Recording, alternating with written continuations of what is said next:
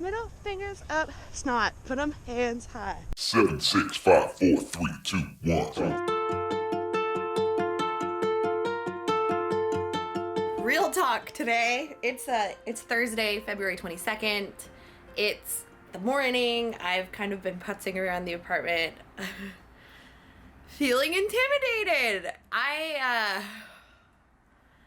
This is how this stuff works. Like, when things are going well, it's easy to slip into like the easy, excited mind frame. And that's not to say that I'm not excited right now, but I'm definitely fearful. Which feels so stupid to say because I know better. I know that this is like totally to be expected, normal, and how to deal with this. But I have to be honest with you, like Tuesday was a bad run and my body does not feel super like springy and awesome. My toe's broken, which it feels a lot better today. Definitely like is sore when I like not smack it, but like touch it on things. Oh, my heart rate's a little high. Yeah, there's something about speed work when you're just not feeling super hot. And it can be anything. Like sometimes when things in your life are kind of hectic, for me, like my brother's birthday's coming up, that always kind of just like makes me a little,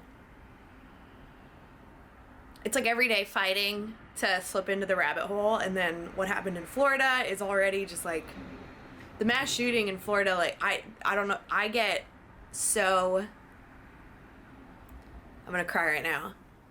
I think about the families and the call that they got, and it makes me remember my call, and it just really pisses me off and makes me so enraged that we allow this to happen because we are absolutely all at fault. This is our fault that we're not doing something about it, and that has put me in kind of like a combative and angry mind frame and sad mind frame, and it's impossible to, put on a happy face and not address that. But today, 4-mile progression run starting at 8:15 down to 7:45. I'm actually excited to go run because sometimes when I'm feeling like this, the best thing I can do is put in awesome jams and run hard and unplug for a second. I mean, what a privilege that I get to distance myself from something and say, like, I don't have to deal with this right now. I get to find me time. It's a privilege, I know, but still. That fear never goes away! All right, enough though. Open gesture. It's gonna be great. Making the decision to have fun, constantly working on that attitude, it helps. It makes a difference. Let's go run. It's kind of a dreary day out. Yesterday was 80 degrees. 80 degrees in February. All right, let's run.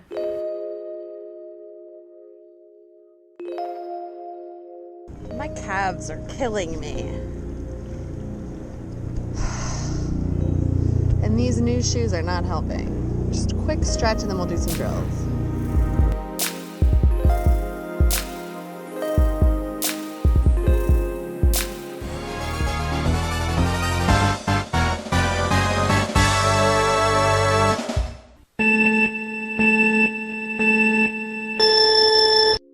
The first mile of the repeat is always cheating because it's downhill.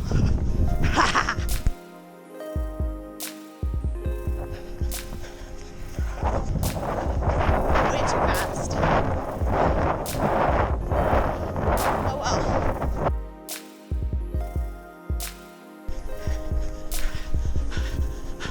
Feeling it. This is getting hard. I can do it.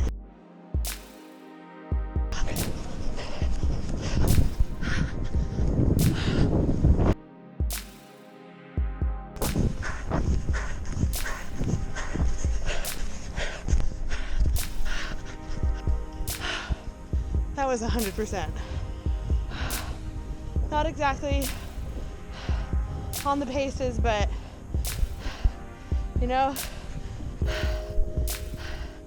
just showing up. And there are a lot of hills. Granted, there's also a lot of downhills, but I'm proud of that. I am thinking about middle fingers up, snot, put them hands high. All right, Beyonce, 2 mile cool down, let's go. Glamour, glamour, glamour. Sorry, that was gross. Ugh. Ow. My body. That was hard. You always know when you have a good workout because you have that it feels like you got the black lung. I think I'm getting the black lung, Bob. But yeah. People keep asking me how I'm running on this toe. It hurts. Aleve and I are super close right now. No, honestly, running on it, it's annoying. It's not throbbing every time I strike. It's definitely a present thought every time I run that ow, this hurts. It's more annoying doing core work and squats and stuff.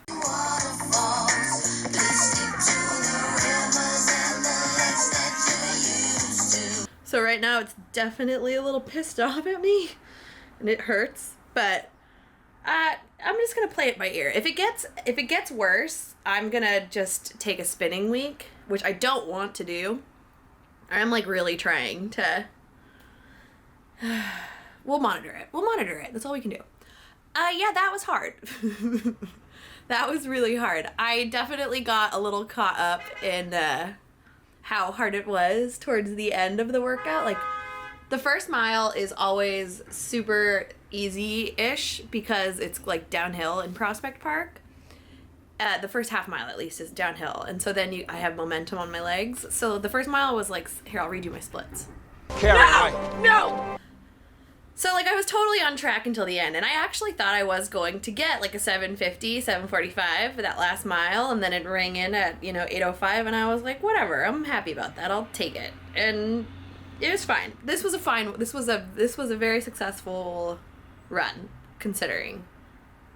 Yeah, it was really hard though. There was a pretty gnarly headwind, and something I did keep thinking about that, kept me going when I just felt really heavy was I kept thinking about how I used to feel when I was first getting started training to BQ 2 years ago. I can't believe that was that long ago. The way I think about myself is so different. Going into this one, you saw it, I was pretty, not just intimidated, but also I just didn't really want to do it. I knew it was going to be hard, but never once was I I can't do this. I don't think I can do this. I just kept thinking this is going to be hard, and that's what was, intimidating, not the workout. Which is crazy because we've come so far. And it really comes down to how you talk to yourself. How you talk to yourself is how you see yourself. And this was the most recent episode of my podcast that I talked about. I'll link to it below, but definitely listen to it. How you talk to yourself and the way that you approach, how you feel about what you're about to do or what you are doing or what you should be doing. If you are constantly knocking yourself or telling yourself you can't do it or that you're not good enough, you're slow, you don't fit in, you're an other, all these things, it will reflect. And it is crazy to me that, I used to think back to all these races that I was running, these checkup races. I think of that 10K that was totally mind-boggling to me when I just decided for the first time to push. And I think it was the first time I ran fast for the first time, I'll say. And it blew my mind how much it hurt, one. But two, the whole time it was the first time I ever had to I dealt with in the moment saying this hurts, you don't have to do this, and then saying, but I want to. It was the first time I ever felt I had that experience. But then throughout the next couple of races, it really was about saying, I can do this. And in the beginning, it felt like I was faking it. And now, I do believe it. I know I can do this. And that's crazy to me. So crazy. It's crazy to remember how I used to feel versus how I feel now. Both were true feelings, you know? Both were my truth at the moment. Like back then, like that truth was the same truth as it is today. This sounds like a bunch of bullshit, but it's, I mean, I hope this makes sense to you because, I mean, it's hard. It's so weird. And I think it is just, it kind of harps back to this takes time. You know? We're 2 years into this. And the experience is completely different this time around than it was the first time.